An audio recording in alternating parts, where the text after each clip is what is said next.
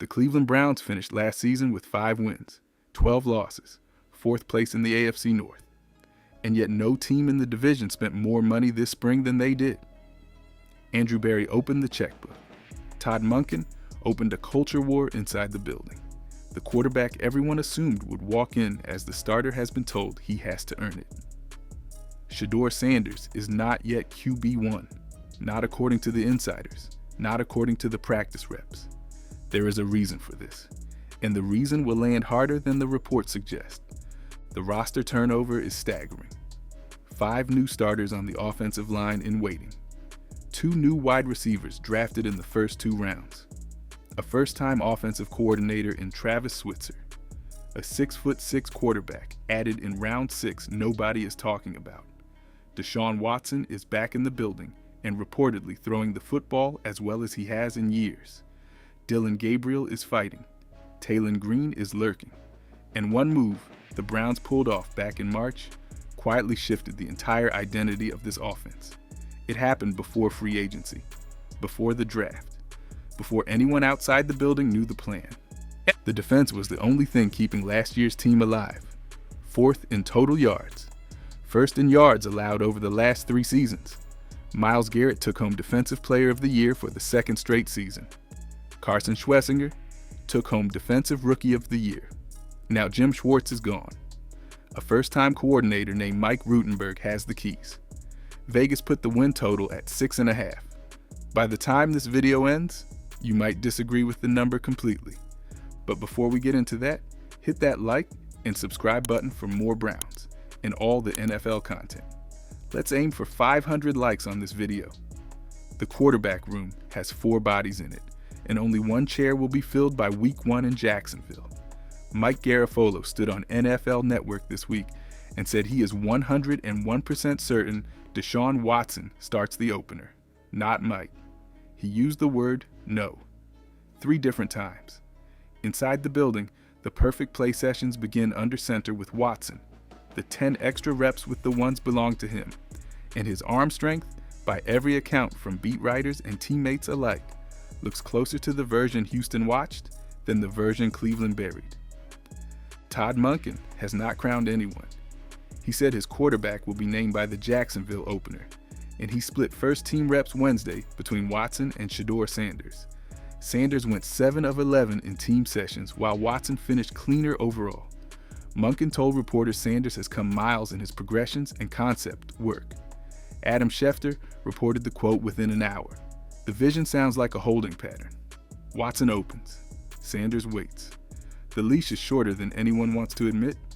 The wild card nobody saw coming is 6'6". Taylon Green, tested as one of the most physically gifted quarterbacks in the entire draft class. The Browns drafted him in round 6 out of Arkansas, and Monken refused to commit publicly to him staying at quarterback long term. He coached Lamar Jackson in Baltimore. He sees something in Green's frame and athletic profile worth molding. Dillon Gabriel struggled badly. Wednesday in 7-on-7 work. The depth chart will not be the depth chart for long. This is not the same building it was last year. Todd Monken runs 2-hour practices, and he runs them at a pace nobody on this roster has felt before. The perfect play sessions are exactly what they sound like. If a lineman jumps offside, Monken pulls him out of the rep. The play resets. Anyone committing a penalty in scrimmage gets removed from the period entirely. Zion Johnson described it in his first availability with reporters. The accountability lives at the position level, but the consequence comes from the top. Mason Graham sees it the clearest. The defensive tackle played his college ball at Michigan under Jim Harbaugh, and he told the media Monken reminds him of the same approach. The grind comes with the territory. Zion Johnson spent his Pro Bowl years with Harbaugh's brother in Los Angeles before signing his 3-year, $49.5 million deal in Cleveland. He has been through it. The accountability is louder. The screaming is more pointed. The penalty rate has already dropped. There is a reason Myles Garrett, Denzel Ward, and Grant Delpit have skipped voluntary OTAs. 2-hour practices in May ask more from veteran bodies than the previous regime ever asked. Those players have earned the right to take care of themselves on their own clock. They will show up in July ready. The young core is here every day, absorbing every snap. The Browns are building a culture around a roster average age, dropping every week, and the cultural reset has to happen now, not later. While the Cleveland headlines run on Shedeur Sanders and Deshaun Watson, a wide receiver in Foxborough has missed every OTA so far. Kayshon Boutte worked out alone in Miami this spring.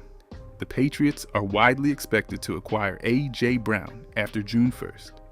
Sports Illustrated's Albert Breer pegged the asking price on Boutte at a 5th or 6th round draft pick. The receiver pulled down 6 touchdowns last year and put up 551 receiving yards. He is 23 years old, and he is one phone call away from joining a wide receiver room the Browns rebuilt from scratch. Andrew Berry drafted 2 receivers in the first 2 rounds. Casey Conception at 24 overall. Denzel Boston in round 2 out of Washington. Jerry Jeudy anchors the room as the veteran. Isaiah Bond flashed deep speed with Sanders in last year's Raiders game. Tylan Wallace followed Monken from Baltimore for special teams duty. There is depth. The question is whether Cleveland believes the room has enough proven NFL receiving production beyond Jeudy. Cedric Tillman sits on the trade block by most accounts. He has missed double-digit games over his Browns tenure and never broke through as a starter. Move him for a 6th, slide a boot into the room, and the depth chart sharpens immediately. The Browns have the cap space, they have the picks. They have an offensive coordinator who likes to spread the field. Watch the calendar between now and August. The receiver math is not finished. The offensive line was the disaster. Joel Bitonio retired. Wyatt Teller walked in free agency. Jack Conklin and Ethan Pocic were gone. Andrew Berry spent north of $100 million across 3 deals and a trade to rebuild the front 5 from scratch. Titus Howard came from Houston for a 5th round pick. Zion Johnson signed 3 years, $49.5 million. Elton Jenkins got 2 years, $24 million from Green Bay. Tevin Jenkins re-signed, and then they spent the 9th overall pick on rookie tackle Spencer Fano out of Utah. The blueprint matters. Zion Johnson and Elton Jenkins are 2 of the best pulling interior blockers in the league. Tevin Jenkins has logged starts at 4 different line positions. Titus Howard plays power football. Spencer Fano was a Big 12 standout at both tackle spots. The 5-man unit is built for a downhill, vertical, smash-mouth offense. Not the Shanahan outside zone the previous regime ran.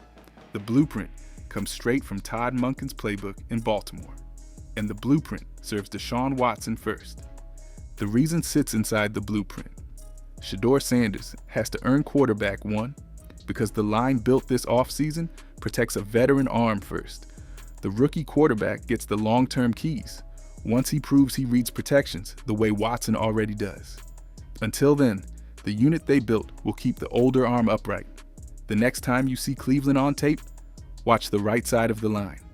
Watch the second-level blocks. Watch the new identity hit the field. The AFC North is a war zone, and the Browns enter as the worst team in the division by record. Joe Burrow and Jamar Chase still anchor Cincinnati. Lamar Jackson and Derrick Henry still anchor Baltimore. Aaron Rodgers is back in Pittsburgh for his final season paired with DK Metcalf and a new offensive ecosystem under Mike McCarthy. The path to 9 wins runs through 6 division games, 6 games against future Hall of Famers at quarterback. There is one structural edge nobody is talking about. The Ravens lost head coach John Harbaugh to the Giants and now run under first-time head coach Jesse Minter. Pittsburgh is breaking in a new play caller and a 42-year-old quarterback. The division has more transition than at any point in 5 years. The Browns held Baltimore under 20 points in one of last year's matchups before the offense collapsed. Mike Rutenberg inherits a defense built specifically to chase mobile quarterbacks down. The opportunity sits on the offensive side. Travis Switzer's playbook attacks coverages Joe Burrow and Lamar Jackson see less of. Todd Monken spent 3 seasons in Baltimore watching Jackson torch the AFC North from the other sideline. He brings those diagrams with him. The schedule still cuts both ways. 2 games each against Burrow, Jackson, and Rodgers. The path is brutal. The opening is real. The move was the Titus Howard trade. Cleveland sent a 5th-round pick to Houston before free agency even opened, before they signed a single offensive lineman, before they made a single draft selection. Andrew Berry locked in the right tackle position. He signed Howard to a 3-year extension in the same week, and then he built the rest of the roster around the anchor. Howard is a power blocker who fits Todd Monken's downhill scheme. He spent 6 seasons in Houston, playing both tackle and guard at a starter's level. The Browns added Zion Johnson the next day. Elton Jenkins 4 days after the trade. Teven Jenkins re-signed in the same window. The entire interior of the offensive line was rebuilt around a corner piece already in place. Each signing made sense because Howard was already in the building. The blueprint became visible only in hindsight. This was the move.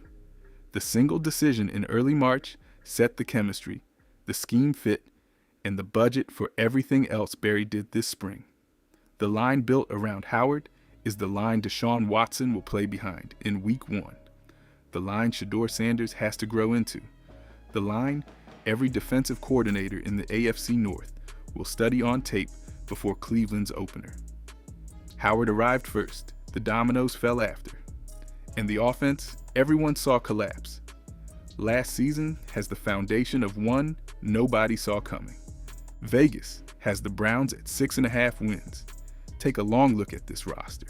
Spencer Fano at left tackle. Zion Johnson at left guard. Elton Jenkins at center. Teven Jenkins at right guard. Titus Howard at right tackle.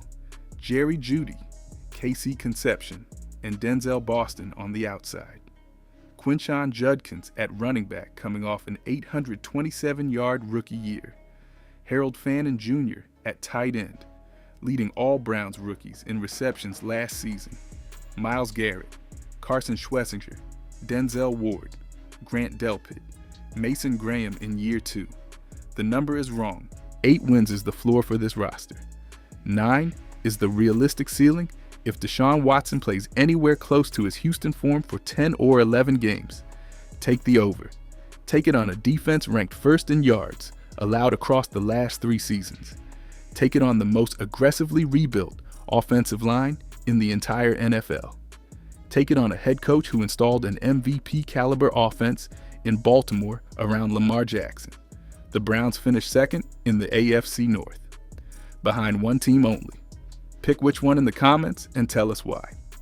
Hit subscribe before the next Browns breakdown drops because the Shedeur Sanders versus Deshaun Watson decision is going to be made before training camp ends, and we are tracking every single rep. Cleveland enters this season with one of the most loaded rosters in over a decade. The defense will keep them in every game. The offense will out-physical the AFC North. And one young quarterback in this building is about to take over a team nobody saw coming.